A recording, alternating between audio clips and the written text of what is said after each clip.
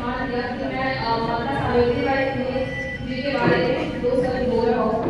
जैसा कि हम सभी जानते हैं, हम यहाँ एकत्रित हुए हैं हमारी देश की प्रथम महिला शिक्षिका एवं अद्वितीय समाज सुधारक माता सावित्रीबाई फुले की जयंती के अवसर पर।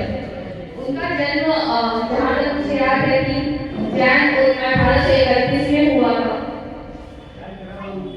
आप इनके साहस का अनुमान इस बात से लगा सकते हैं कि जिस समय स्त्री शिक्षा को एक पाप माना जाता था, क्योंकि हमारे जो पुराने हमारे वैल्यूज थे उनका कहीं न कहीं बहुत बदलाव हुआ बीच में, जिसकी वजह से समय उपरांत शिक्षा काफी ज्यादा रुक गया। उस टाइम पे उस समय माता सावित्रीबाई फुले ने पुणे में पहली बालिका विद्यालय का उद्घाटन किया था, जो कि अपने में उतनी ही बड़ी बात है जितनी बड़ी बात उस टाइम पे स्वतंत्रता सेनानियों के लिए स्वतंत्रता दिलाना था। एक होता है जो हम लोग अपने मानसिक कैद में होते हैं और दूसरा होता है शारीरिक कैद में। दोनों की स्वतंत्रता समान रूप से महत्वपूर्ण है। माता सावित्रीबाई फुले ने हमें हमारे लिए वो रास्ता खोला जिसकी वजह से मैं इस मंच के इस तरह होकर के आपके सामने खड़े होकर बोल पा रही हूँ।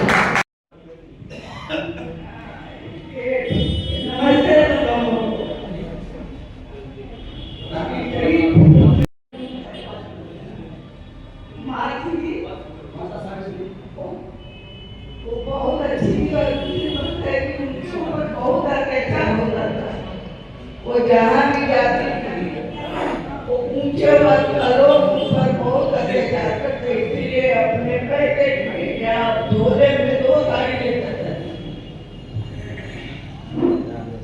ब्राह्मण लोग या कोई भी बड़े लोग उनके ऊपर कीचड़ डाल देते, मिट्टी फेंकते थे, इसीलिए वहां जाकर वो साड़ियाँ बदल कर दूसरी साड़ी पहनती थी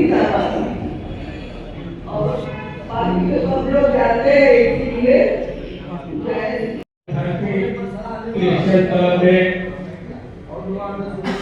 भारत के शोषित समाज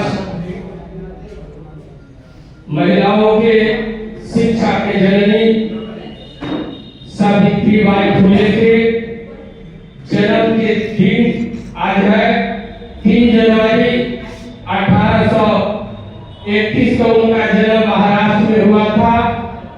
और इस सभा में आप तमाम श्रोता और इस सभा का अध्यक्षता और संचालन करता तमाम बंधुओं को कमलेश शर्मा जी अतिथि अगर बोलते हैं बच्चा लोग तो आपको ताली बजाकर स्वागत करेंगे। ताली बजाने से हम लोग को खुशी देंगे। चलिए आइए।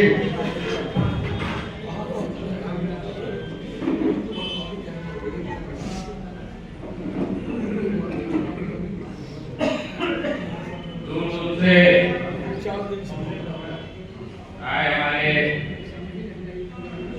सभी गार्जियन, अभिभावक, माताएं, बहनें, हमारे भाई, सभी देशवासियों को आज इस पावन समय में आने का सबको हार्दिक शुभकामनाएं। माता हमारी सावित्रीबाई फुले की हार्दिक शुभकामनाएं। सावित्रीबाई फुले का जन्म देखिए, अगर आप बात करिएगा सुनिएगा सभी कुछ, यहाँ आने का सभी लाभ मिलेगा जब हम चीजों को समझेंगे। आज का दौर आप देख रहे हैं, किस दौर में हम चल रहे हैं कि अधिक बोलने का मतलब कि रेड़े पड़ जाएगा घर पे, सीरियाई या ईडी का रेट पड़ जाएगा ज्यादा बोलिएगा तो।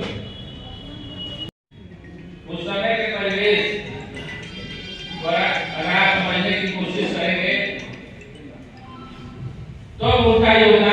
समझ में आएगा। यानी 1831 उस समय के परिवेश कैसे थे। हमारी देशर मैडम आई थी, थोड़ा सा हमने उस पर फोकस किया। लड़कियों को पढ़ने नहीं दिया जाता था। ऐसा नहीं कि किसी विशेष जाति की लड़कियां नहीं पढ़ती थी, कोई भी लड़की को पढ़ने नहीं दिया जाता था, किसी भी जाति की हो। इतना उस समय का माहौल उस तरह हुआ करता था। बाल विवाह कर दिया जाता था। समझिए इस चीज को, कितना उस समय में संघर्ष किया होगा। शादी जो विधवा हो जाती थी महिलाएं, उनको बहुत कष्ट होता था। उनकी शादी लोग नहीं करते थे और रहने का तरीका ऐसा था कि नरक और उसमें कोई ज्यादा फर्क नहीं था। उस समय की बात समझिए। और उस समय का जन्म हुआ है जब महिलाओं को इस तरह की यातनाएं दी जाती थी। वैसे समय में एक देवी का रूप लेके इनका जन्म हुआ। हमारे महान राष्ट्रपिता ज्योतिबा फूले थे। 9 वर्ष की उम्र में शादी हुई। बाल विवाह होता था तभी ना 9 वर्ष की उम्र में शादी हुई होगी। 9 वर्ष में शादी कैसे हो गई? यानी आज हम लोग 20-22 साल 25-30 साल में शादी हो रही है, उस समय 9 वर्ष में शादी हो गई। इसका मतलब वो समाज इस समय 9 वर्ष में शादी करता होगा। हम अगर देखते हैं अपने पिछली पीढ़ी को जरा जाएंगे, दादा और ऊपर के, तो वो लोग भी यही समझी शादी हुआ करती थी। 15 साल में 12 साल में शादी हुआ करती थी अभी तक।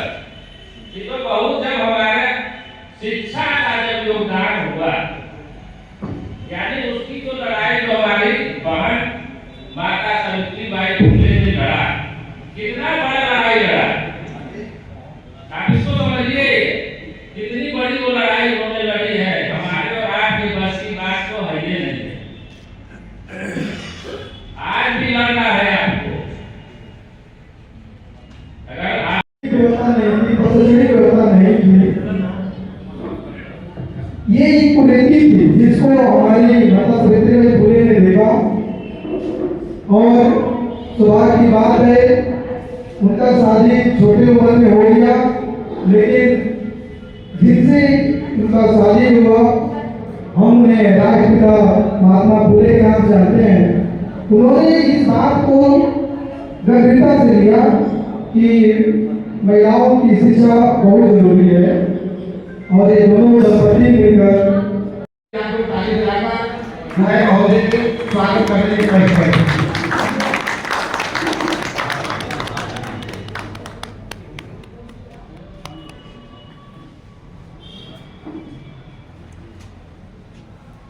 बहुत बहुत धन्यवाद।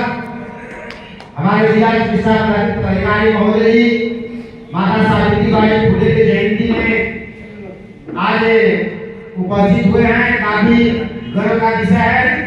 महोदय से आग्रह है कि महोदय के कहीं जाना भी है, और मैं आग्रह करना चाहूंगा कि माता सावित्रीबाई फुले जी के जयंती के शुभ अवसर पर आपसे आग्रह है कि आप हम लोग के एक अधिकारी के साथ साथ एक अभिभावक महोदय भी हैं।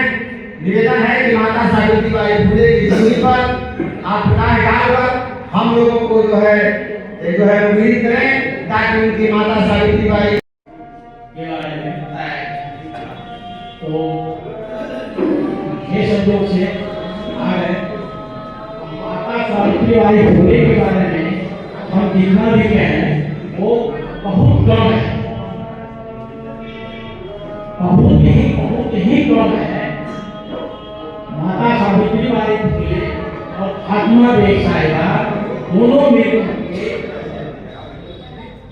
बच्ची की शिक्षा के लिए उन्होंने उसमें क्या संघर्ष किया, वो जो आज प्रकाश के दीपक रास्ता दिखाने का काम इन लोगों ने किया। माता सावित्रीबाई फुले का जन्म आप सभी जानते हैं 3 जनवरी 1821 को हुआ था। इनका बाल विवाह हो गया 9 वर्ष की आयु में 1840 से। पढ़ाई शुरू करने से पहले बहुत बड़ी भ्रांतियां थी, जैसे आप सभी जानते होंगे, चिन्ह मत पाइए नहीं तो कर्ज बढ़ जाएगा। ये हर जगह प्रचलन में है। उस समय यह थी कि जो कन्याएं पढ़ेगी, जो लड़की पढ़ेगी, उसके पिता का निधन हो जाएगा, यानी मृत्यु हो जाएगा। शादी के बाद उसके पति का मृत्यु हो जाएगा। भला ऐसा जोखिम उठाए तो इसलिए कोई भी लड़कियां पढ़ती नहीं थी। तो साथियों,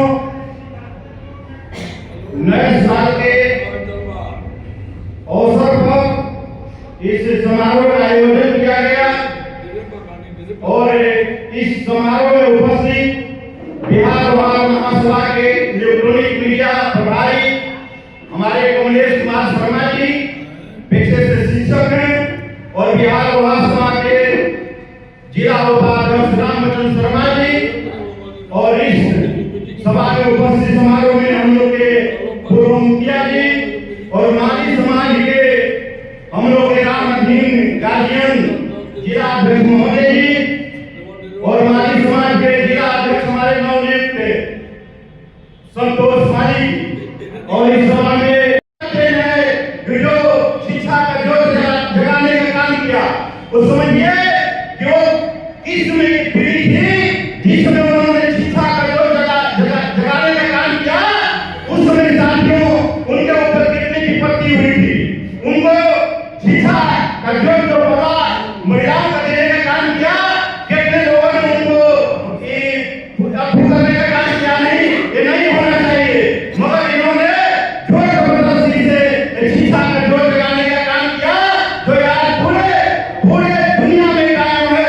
आज पूरे शिक्षित होकर और हम लोग जो बोलने का काम करते हैं और साइंटिस्ट और डॉक्टर करने का काम होता है, जो आज इन्हीं का देन है साथियों। और इसी पर चंद शब्दों में अपनी बात को विराम देते हैं। आज शिक्षा की देवी, शिक्षा की अलग जगाने वाली ये माता आज हम लोग के कल्पना में वास करे, सबके पास करे, ताकि शिक्षा वो शेरनी की दूध है जो जितना पिएगा उतना दहाड़ेगा। जय सावित्री देवी फूले, जय ज्योतिराव फूले। दुनिया में जो पटाखा भरी हो भाई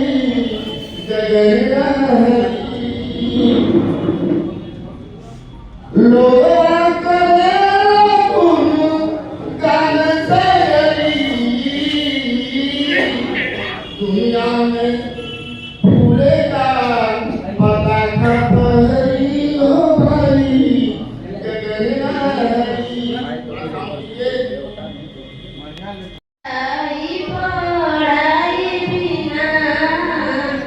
कैसे जिंदगिया के पार लगाई पढ़ाई बिना, कैसे जिंदगिया के पार लगाई पढ़ाई बिना। गैर जमाना अगरबत्ती का संग के माथा न फोड़ देव पत्थर के मान के।